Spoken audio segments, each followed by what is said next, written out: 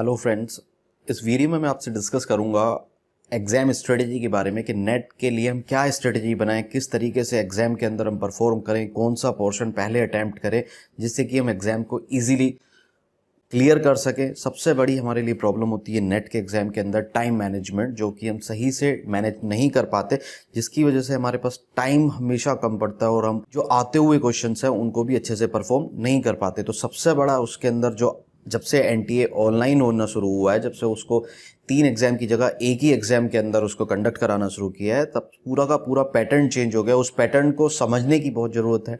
Time management करना बहुत ज़्यादा हमारे लिए ज़रूरी होता है। हम सबसे ज़्यादा टाइम वेस्ट कर देते हैं उन क्वेश्चंस के ऊपर जो टाइम कंज्यूमिंग होते हैं, और उन आते हुए क्वेश्चंस को भी अटेम्प्ट नहीं कर पाते जो हमें अच्छे से हम अटेम्प्ट कर सकते हैं। तो सबसे पहले हमें देखना होगा, देखिए उसके अंदर अब 2 पेपर हैं, पेपर 1 एंड पेपर 2। पहले 3 पेपर में होता था, अब उसको 2 पेपर के अंदर डिवाइड कर दिया गया है। पेपर 1 जो कि जनरल है, सभी कोर्सेज सभी सब्जेक्ट के लिए कॉमन होता है, जो सबके लिए सेम ही आता है। सेम सेट्स अलग होंगे लेकिन पेपर का पैटर्न सेम ही होता है, जिसके अंदर कॉम्प्रिहेंसिव पैसेज आएगा, इंग्लिश का पैसेज आएगा, और उसके अंदर जनरल क्वेश्चंस आएंगे, आपके रीजनिंग के क्वेश्चंस आएंगे, जनरल आपके करंट अफेयर्स से क्वेश्चंस आते हैं, एजुकेशन से रिलेटेड, टीचिंग एप्टीट्यूड से रिलेटेड क्वेश्चंस आते हैं। ये सारे क्वेश्चंस होंगे जिनको हम प्रिपरेशन कर रहे हैं। जो भी एस्पिरेंट्स हैं यूजीसी नेट के, वो ऑलरेडी जानते हैं कि क्या क्या इसका सिलेबस है। इसके लिए हम काफ़ी बुक्स भी रेफ़र करते हैं जो मार्केट में इजीली अवेलेबल हैं। सबसे पहले हमें कॉम्प्रिहेंसिव पैसेज को नहीं उठाना है, हमें सबसे पहले वो क्वेश्चंस करने हैं जो करंट अफेयर्स से क्वेश्चंस हैं, जो डायरेक्ट हैं, जिनका आंसर हमें पता होगा या तो हाँ या ना, जिस पे कि हमें टाइम कंज्यूम नहीं होगा, वेट नहीं करना है। कॉम्प्रिहेंसिव पैसेज को हमें सबसे लास्ट में उठाना है, क्योंकि पेपर टू हमारा कोर सब्जेक्ट है, मेन सब्जेक्ट है, जिसके अंदर हमें वेट करने की ज़रूरत नहीं है, जिसमें कि हम ईजिली क्वेश्चंस को अटैम्प्ट कर सकते हैं।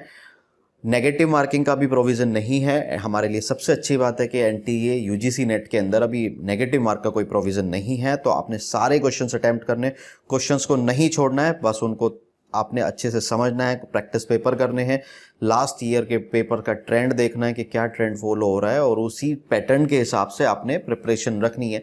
पेपर 1 और पेपर 2 के अंदर आप एग्जाम के अंदर स्विच कर सकते हैं, जो कि है बहुत अच्छा आपके लिए अपॉर्चुनिटी है। ध्यान रखना है कि रीजनिंग के क्वेश्चंस हमेशा टाइम कंज्यूमिंग होते हैं। अगर टाइम सीरीज या अलग क्वेश्चंस हैं, अगर वो आपसे नहीं हो रहे हैं विद इन 10 सेकंड, अगर आपको 10 to 15 सेकंड नहीं समझ पा रहे, तो आप मूव करिए नेक्स्ट क्वेश्चन पर। स्टक होने की जरूरत नहीं है, क्योंकि जितना ज़्यादा आप टाइम वेस्ट करेंगे उतना ही आपके लिए प्रॉब्लम होगी। 120 मिनट्स का टाइम होगा, 3 पार्ट्स में डिवाइड है, 2 पार्ट्स में डिवाइड है। आपका 3 आवर्स का पेपर होगा, जिसमें कि 2 सेट्स दिए हुए हैं, पेपर 1 एंड पेपर 2। तो सबसे पहले हम कोशिश करें कि पेपर 1 को करें, देन पेपर 2 की तरफ मूव करें। पेपर 2 के अंदर भी उसके अंदर अलग अलग मीडियम बनाए हुए होंगे, कुछ क्वेश्चंस इजी होंगे, 30% पोर्शन उसमें इजी होगा, then medium level and then hard level, difficulty level जिसको हम कह सकते हैं। डिफिकल्टी लेवल के क्वेश्चंस आएंगे, और डिफिकल्टी लेवल भी कोर लेवल होगा, आपका कोर सब्जेक्ट होगा, जिसके प्रिपरेशन हम चल रहे हैं अभी भी। वैसे आपके पास टाइम है, इनफ टाइम है, क्योंकि फर्दर एग्जाम की डेट अभी नहीं है। ये एग्जाम ऑलरेडी लॉकडाउन की वजह से, कोविड-19 की वजह से पोस्टपोन्ड हो चुका है। फर्दर नोटिफिकेशन अभी रिलीज नहीं की है यूजीसी एनटीए ने। एचआरडी मिनिस्ट्री की तरफ से भी कई बार इसका नोटिफिकेशन आ चुका है कि डेट को क्लियर कर दिया जाएगा, बट अभी भी कंडीशन क्लियर ना होने की वजह से डेट अभी भी कंफर्म नहीं है। तो आप अपनी प्रिपरेशन रखिए। पेपर 1 और पेपर 2 के अंदर प्रैक्टिस पेपर करने की कोशिश करिए। आपको इजीली बहुत सारी टेस्ट सीरीज मार्केट में अवेलेबल हैं जो आप प्रैक्टिस कर सकते हैं, जिससे आप आइडिया लगा सकते हैं कि किस तरीके से आप टाइम मैनेजमेंट अच्छा कर सकते हैं, किस पेपर के अंदर आप स्कोर कर पा रहे हैं, पेपर 1 के अंदर और पेपर 2 के अंदर। जिस पेपर के अंदर आपको लगता है कि कमी है, उस पोर्शन को छोड़ के सबसे लास्ट में अटैम्प्ट करें, जिससे कि टाइम आपका बचा रहे और इजीली आप वो सारे क्वेश्चंस अटैम्प्ट कर पाएँ। देखिए, ज़्यादा इस एग्ज़ाम बहुत एस्पिरेंट्स हैं इसके लिए, हर बार इसके एस्पिरेंट्स बढ़ जाते हैं।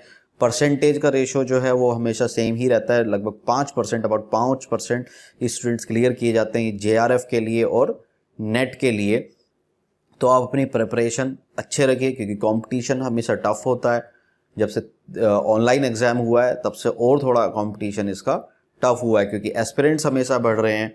तो अपनी प्रिपरेशन को आपको उसी हिसाब से थोड़ा इम्प्रूव करना होगा। प्रैक्टिस सेट्स करना बहुत ज़रूरी है।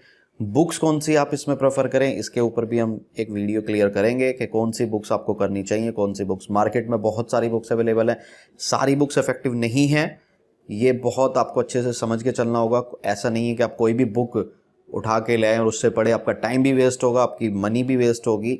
अच्छा है कि आप रिव्यूज़ लें, कौन सी बुक्स अच्छी हैं,